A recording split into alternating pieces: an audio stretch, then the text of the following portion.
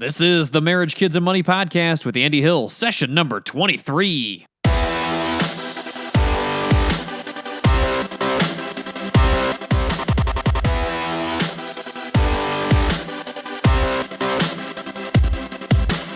This show is dedicated to helping you strengthen your family tree and live financially free. Thanks for being here today, everyone. Last week on the show, we interviewed Jocelyn Panetta, who spoke to us about her success in earning $126,000 in college scholarships. If you're interested in learning Jocelyn's tips and tricks for success for the college-bound student in your life, she's hosting a free webinar that you can access through the link marriagekidsandmoney.com/scholarship. That's marriagekidsandmoney.com/scholarship. Okay. Let's jump into this week's show. Over the past 22 episodes, very happy about that, 22, we've reviewed a lot of ways that you, the listeners of this show, can win with money. We've discussed debt elimination, investment strategies, and ways to increase your income. And today, we're going to review a topic that's important to a lot of people out there. We're going to chat about how you can have a career that you truly love. According to Gallup in 2014, 1.3 billion, with a B, billion people in the world have a full-time job working for an employer. Those 1.3 billion people, and I'm one of them, work 8 hours per day, 5 days per week, and at least 50 weeks per year. We give our lives to our careers. Some of us spend more time with our colleagues than our own families at times.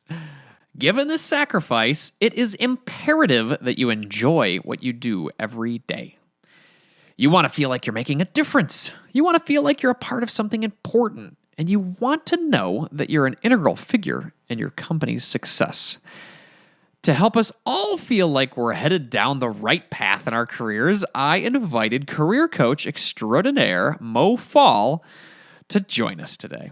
Mo is a former C-suite executive and author of multiple career-enhancing books and a nationwide speaker that focuses on how people can take their careers to the next level.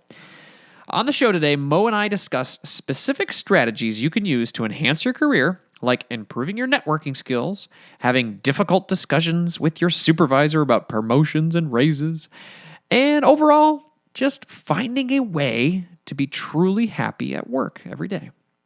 If you're one of those 1.3 billion people out there rocking the 9-to-5, like me, Mo's expert advice will help you start your work week off on a positive note. Okay, let's do this. Here's my chat with expert career coach Mo Faul. Thanks for being here, Mo. How's it going?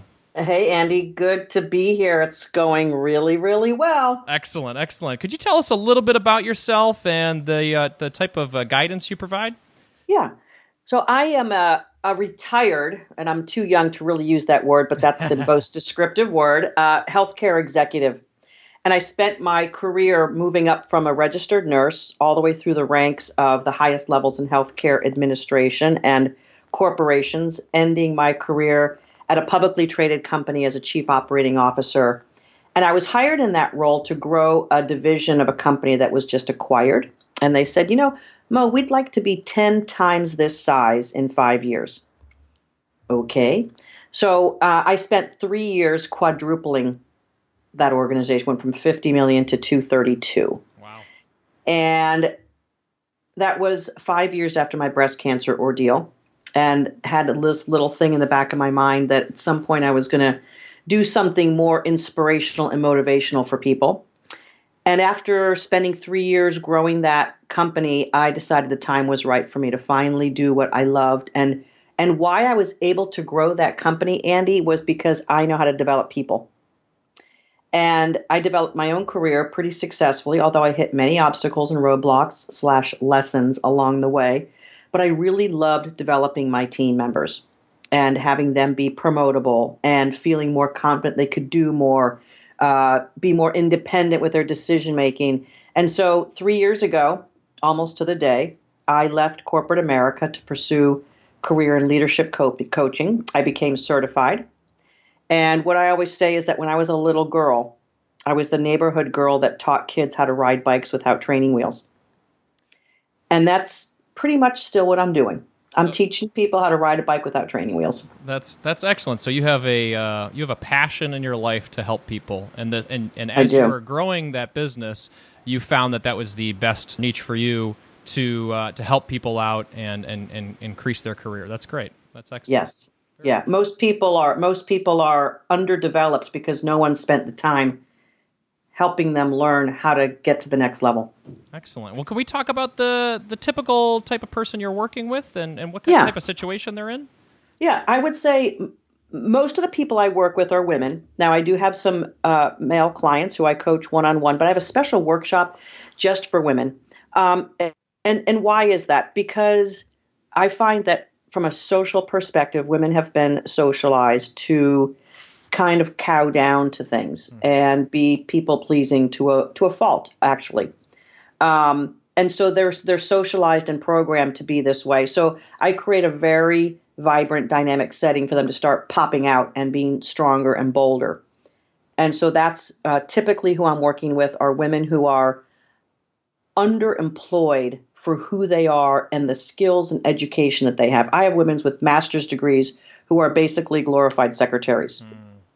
And that's not all I work with. I often actually work with women who are in very male-dominated sectors, and they feel a little dominated by either male energy or just kind of a different way of looking at the world. I mean, there's no secret that men tend to be linear and they're hunter-gatherers by nature, and women tend to be more matrix thinkers and relation-oriented and are nurturing and developing by nature. So honestly, in a corporate environment, we need both of those energies to be successful. And sometimes women have to pretend to be more male energy, and so they get depleted. They get depleted being in a certain way that's not really who they are at a deep level. So what I do, even when I work with men, I have people find who they are at a deep level and then express that in their work. And it always works. So what are those So- types of things that you're doing to Yeah. boost up the confidence of Right. of one of your clients? Yeah, well, I actually call it bringing your soul to work. So if someone is underemployed, meaning that they have more education, expertise, and experience than they're showing in their paycheck, it's more than likely because they are not fully expressing who they are at a deep level. I call it the soul. We all have an energy who is really who we are after you strip away our labels and our titles and our father, mother, daughter, sister, brother stuff. There's an essence of our being. And when we get really lined up with who that is, we can be more confident. We can take risks. We can ask for things that we might want and need, like a promotion or a raise, or we can go on interviews more confidently. We can brag about ourselves without feeling that we're being an arrogant, egotistical person. When we're lined up with that energy within ourselves of our essence and our authenticity, more can happen and we can do more because we are being more fully who we are. And that's really what I do. I help people bring that out in themselves. Yeah, that's interesting. That point you made about building yourself up or talking about how great of a person you are. We grow up trying to be humble and having that as part of our personality. But when you're in the interview or you're in the boardroom or where you need to showcase yourself, right? It's almost not a part of our nature to talk that way. It's not. Right. So what do we do to battle that? Well, when we know that we are creative and honest and dedicated to the cause, so to speak, when we know that that's who we are at a deep level, we then can come from that place rather than the place of, I'm just saying this because I'm bragging about how smart I am. So what happens is that we have this, I call it the gremlins. We have these voices inside that shut us down. And they're messages that we've been told all our lives that are, it's kind of funny to say it now because in the news now there's this whole thing of fake news. Mm-hmm. So it's almost like we have that inside of ourselves. We have this gremlin who's telling us things that's not true. Right. It's just things that we were socialized to be. Or like you said, we were taught that being humble is a high value, and that conflicts with speaking up or talking about our accomplishments. So what typically wins is this idea of being humble. So then we shut our power down, we get frustrated and stressed out. And then we might even blurt out something when we're overly emotional, or we might never talk about things that we know. And then we see mistakes happening in the workplace. And then we say, they just don't know what they're doing. Those managers just don't know what they're doing. I can't believe how stupid they are. If only they'd listen to me. Well, meanwhile, you haven't spoken up. So how is a manager supposed to listen to you? So I help people create that alignment and move away from that conflict of the gremlins saying, don't talk in the meeting. They'll think that you're being boastful. Your mother told you never to prove how smart you are. It's going to make other people feel bad. So we get past that. And it takes some time. So I work with people over 3 to 4 months, typically. Excellent. So, we talked a little bit about the media right now and where some of the conversation is going with women and, proper pay and proper benefits and things like that. What can a woman do with their career to have some tough conversations with their employer or make the right decisions for their lives to make sure that they're getting equal footing in the workplace? Yeah, a couple of things. And one is you have to know what you're dealing with. So you have to understand what role you have, how are you contributing, and do a little research. Nowadays, with the internet, you can find out anything. So if you have a role of account manager for a $50 million company, for instance, you can find out basically what that role should be paying. And if you do networking, which everyone should be doing, you might have some idea about what other folks in your sector are earning or making, or maybe how they're compensated. Maybe some account managers are on a bonus structure, or some are on customer service results, or whatever the case may be. So gather some facts. So first thing is gather some facts. The second thing is to identify if your contributions are adding money and value to the company. And really take a strong look at that and then write that down. Give yourself a couple of paragraphs of exactly what the contribution is that you're making. Because if you're going to ask for a promotion or a raise, you better understand what the company's value is of you and what you are valuing the company. If you can't figure that out, you can't articulate that, there's no justification for paying you more or for advancing your career. Okay? Yep, so that, absolutely. Yeah. It's all about selling yourself a little bit, right? That's right. And if you're not making a contribution and you think you could do more, that's the conversation before the money and the promotion. Say, you know what? I'm really good at organizing things, and I see that perhaps we could organize this something over here. I'd love to contribute to that. How could I have a role in that? And I really also want to advance my career here. And I think that might help highlight some of the things I'm really good at. Can I take a shot at that? Sometimes just asking for permission to show up stronger and bigger and to show off, quote unquote, our skills helps us advance that conversation. If you're going to do something like that, you don't ask for money in order to do that. The value and the work product has to come before the ask. Excellent. Well, you mentioned the importance of networking. Can we talk about that a little bit? What's the best way for people to get their networking on? Pick up the phone. Pick up the phone. Pick up the phone. Every now and then I'll talk to my clients about, okay, this is networking week. Everyone's going to reach out to 3 former colleagues, former bosses, people in a company that you kind of maybe have heard of and you've never really spoken to them. And I want you to pick up the phone. Well, Mo, I'd rather email someone and just let them know that I want to reach out to them. That's exactly why you're not successful at networking, because you are afraid of engaging. So I push my folks to do it afraid. And this is one of my phrases. There is nothing wrong with picking up the phone and calling someone. And so what if they don't return your call? Okay, move on. But I don't know about you, Andy, but if someone calls me who I haven't heard of for a while, or who calls me because they respected my work, or I made a positive influence in their life and they're reaching out to remind me of that and to perhaps kind of just see if I have some thoughts about what they might do next in their career. Doesn't that feel good? I would say in the age of social media and email right now, I think a call like that would be so welcomed and almost unexpected because everybody's on their phones so much, or I'm sorry, on their smartphones and texting and emailing. Right. So if you got a call like that, man, you'd feel pretty great. Right. So I always say to my clients, you know, if you got that call, wouldn't it feel great? So why don't you think that if you make that call, why don't you think it's feeling great to that other person? Because that's sometimes what stops us from doing things that we really need to do to empower ourselves, is because we're not necessarily thinking through it.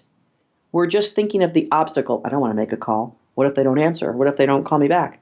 I'm going to feel stupid. Like, stop thinking about that. Think instead of what the positive outcome looks and feels like. That's how we overcome obstacles, because we get past that in our mind.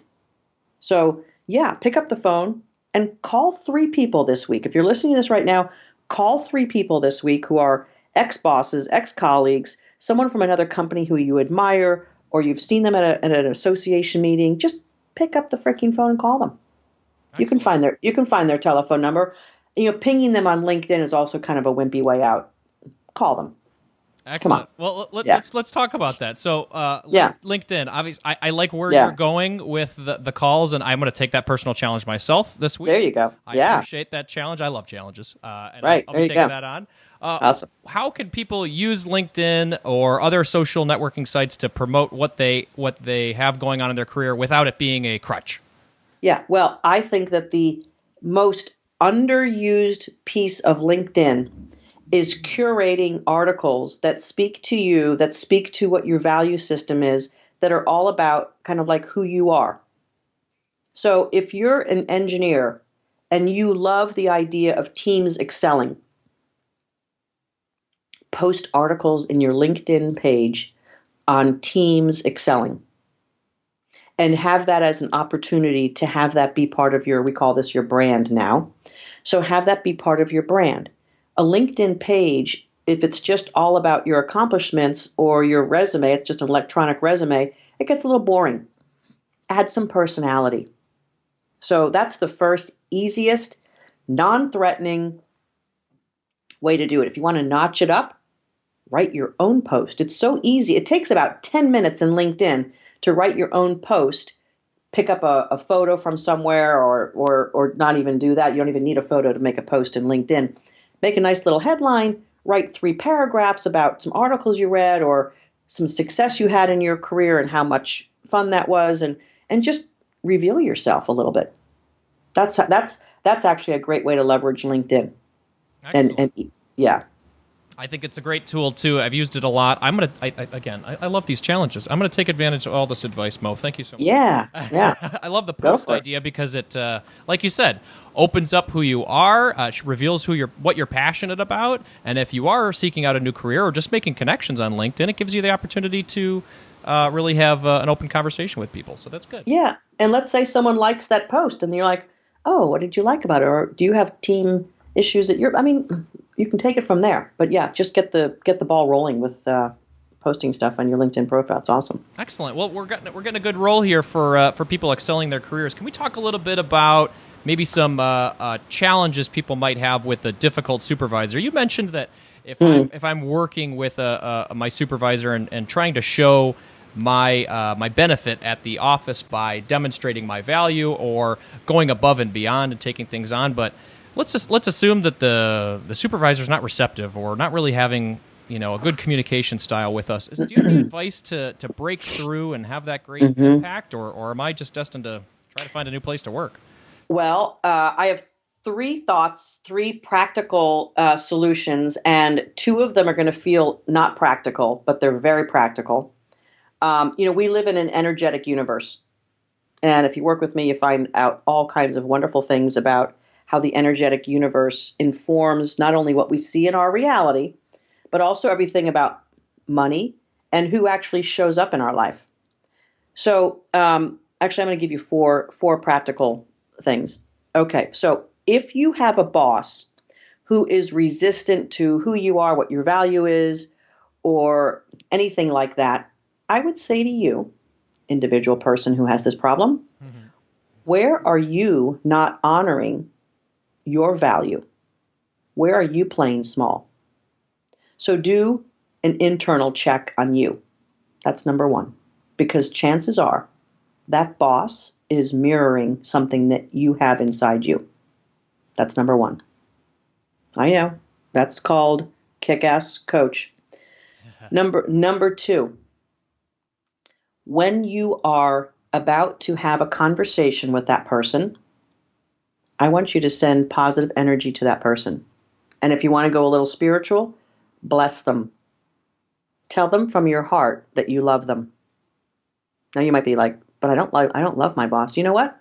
You're a human being, and most human beings feel a sense of love and camaraderie with most other human beings. So look at your boss as a human being and send some good vibe energy their way before you go talk to them.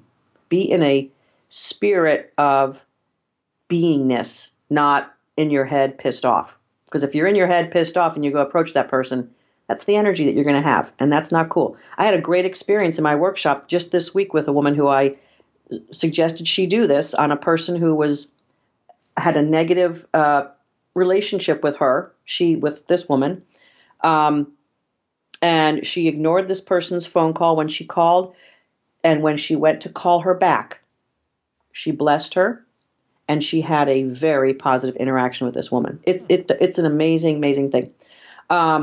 So then the third thing is to think of the outcome that you really want and think about it actually happening.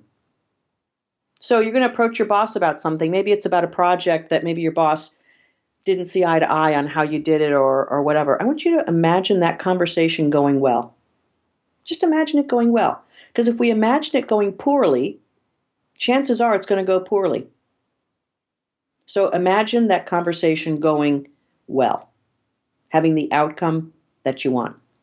And number 4, use body language to your benefit. So if your boss leans back in their chair when they're talking to you, I want you to lean back in your chair.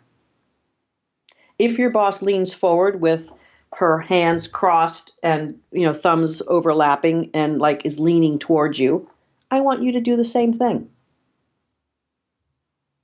So when we mirror body language, we actually build subconscious rapport. And that really helps make a connection with that other person. So those are 4 very practical, although some of them are energetic, ways to approach a negative boss. And you know what? Sometimes, Andy, you're right. Sometimes the tree has been chopped down and it's never going to be replanted. But I like your approach to follow those 4 steps and do your best to make it a best situation for you at work. And right. If all else fails, you got to do what you got to do. But right. Go at it the best way you can go. Excellent. Right. Okay. Right. Mm-hmm. All right. Well, let's talk about career change. It doesn't necessarily need to be a bad situation at work. You could have a fine supervisor and a fine career. It's just you don't have a passion for what you're doing anymore. Do you have any advice for people who just want to make a complete change to a new industry or a different way to go? Yeah, I mean, yes, I do, and I've worked with several people who have done this. Sometimes we find ourselves in an uninspiring environment, and we draw the conclusion that it must be the career. So again, back to look inside. What is it really that's not thrilling you or drawing passion? Do a little self-reflection. If it's something that you have education in, expertise, and experience in, perhaps you've just been in a non-growth pattern for a while and you're just feeling bored and empty and done. It may just be because you've not been growing. So if you've got a bunch of investment in your current career, take an internal look. Is it really time to bail out on that, or is it that you've kind of found yourself lacking growth and haven't stimulated what drew you to that career? So that's the first thing I would say. Check that out inside yourself and really take a hard look at it. Number 2, switching careers is not for wimps, and it comes with some risk. So if you really seriously want to change careers, you're going to have some financial plan And you're going to have to find some people who can guide and mentor you in that new career. I would always say don't do a career change on your own, because there may be some issues around, like what I talked about earlier about why you're doing it. You may be in denial about some things. So, get a coach or a mentor who's going to help you. Also, your family may be overcritical or concerned or stop you from it because they think they have your best interest at heart, which is another reason why you'd want to have someone specifically kind of helping you sort through some things and making sense of things, because you don't want to jeopardize your family's economic base or maybe your career that you've spent so much time building up just because you're in a stuck pattern for a while. A woman who comes to mind that I worked with, Andy, she was an accountant and had a very thriving career, took time off to raise her kids. And then when she re-entered, went kind of traditional accounting firm route, effectively had 3 really bad experiences. And she was convinced that she needed to get out of accounting. So I worked with her and we got down to her deep level of who she is and what she wants to do with her career. And when she really got in touch with herself and what her experience and her excitement was all about, it was about being an accountant as a business manager, someone to help businesses make decisions and not just standard accounting. So we went in the route of helping her find a job that she was able to apply the accounting principles in a business environment instead of just doing accounting in a firm. She ended up at a not-for-profit agency working as a financial manager. She reported to the CFO, who they adored each other, and she's still working in this organization right now. She felt valued. She felt smart. She felt that her accounting skills and business acumen was being recognized and valued. And all of a sudden, she's realizing, yeah, I do like accounting. I'd like making sense of numbers. And so there's not always this bailout. Having a cupcake shop is just not. It's not the answer in many, many cases. I found often women I'm working with who are coming for a career change, and men actually, it's possibly because they're either stalled out or they're afraid of taking the next leap in their career because they see people above them doing things they don't want to do. Oh, to move up to the VP level, I have to be a political animal, and I'm not that, so I'm going to change careers. No. So there's a whole lot to that question, but those are some of the key points I would highlight for someone if they're considering that. No, I think that's a great example too. You gave. So we talked a little, or you're talking a little bit about the process that you go through with your clients. Could you walk us through the typical process if somebody were to come to you, Mo, and say, "Hey, I need some help"? Obviously, everybody's problems are different or their situations are different, but what's the typical process you walk your clients through? Typical process is, like I said, I work with people over a period of time. So I work one-on-one with folks over like a 4-month period of time, or in my workshop, it's a 12-week process.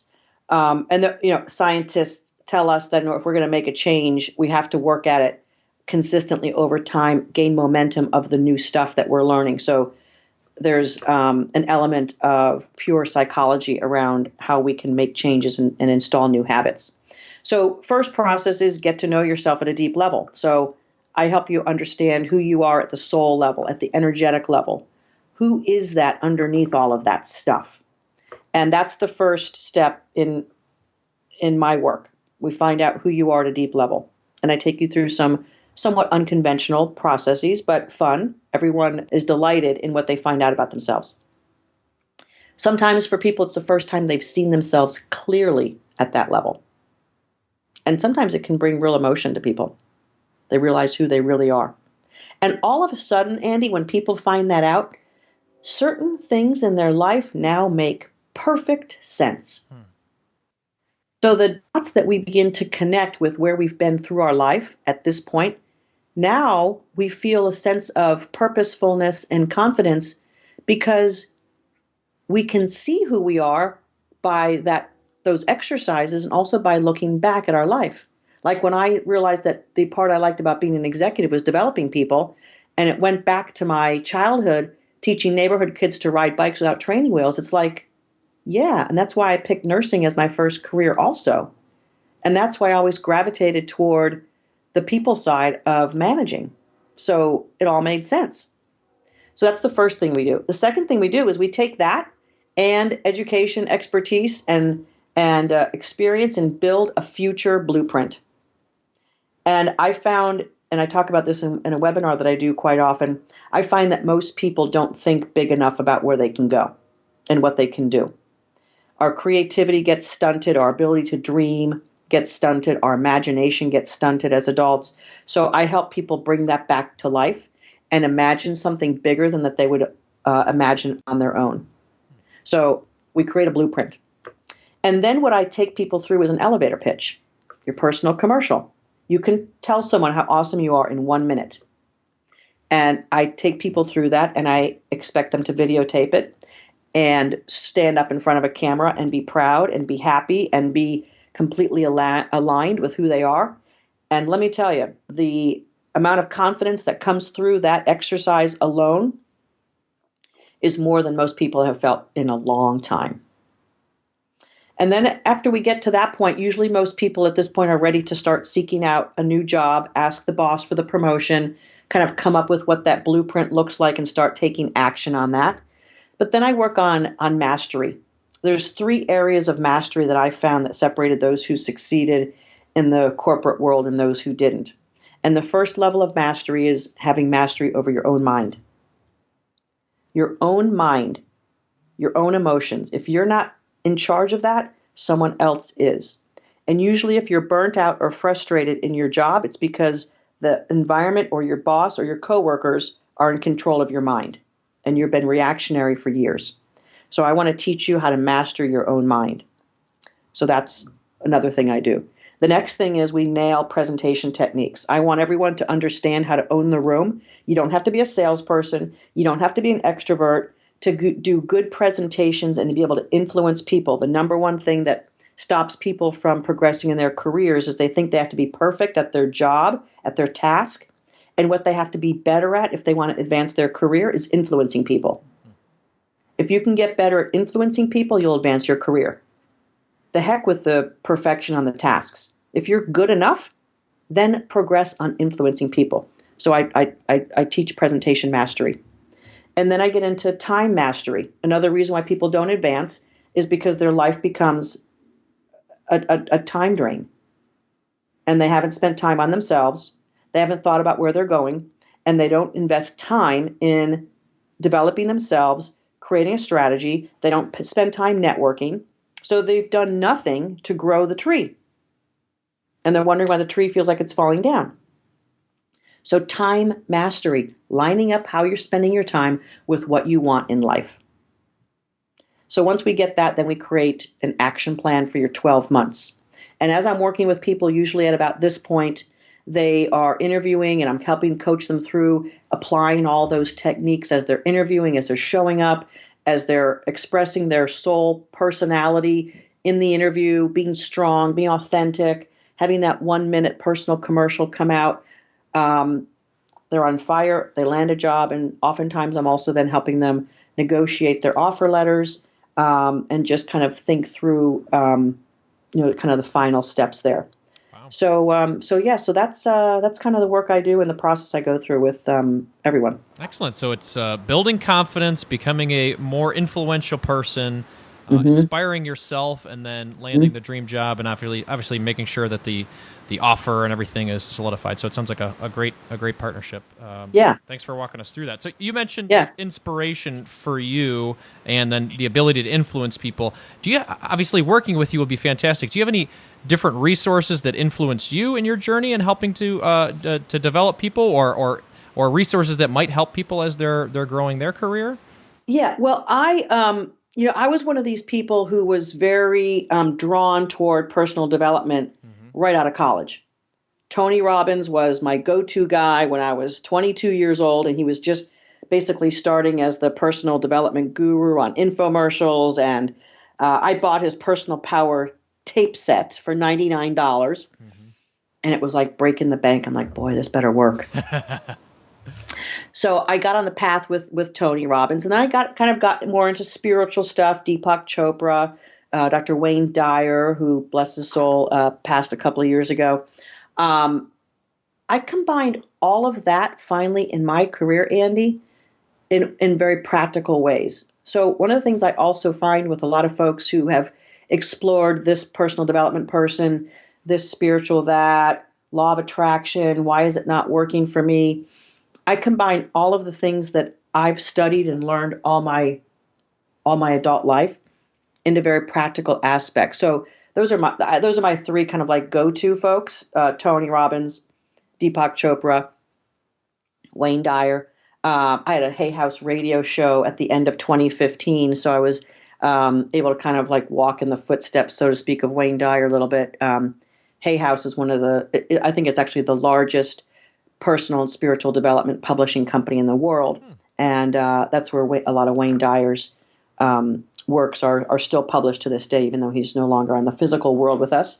But that was actually my path. My path was my own spiritual awakening combined with how that informed my career success. And now that's what I pull together in my coaching. Excellent. Well, those sound like some great influential folks. And I think we're getting close to our time here. I just wanted to thank you very much for the time we've spent together and this great advice that people can take and the challenges that I will personally take on myself this week. Thank you very much. There you go. Absolutely. What's the best route for people to connect with you, Mo? Well, the best way is to pop over to my website, which is mofaul.com, mofaul.com. I run a regular webinar, 5 shifts to bringing your soul to work. So there's a lot of great tidbits in there, some of the stuff we talked about today.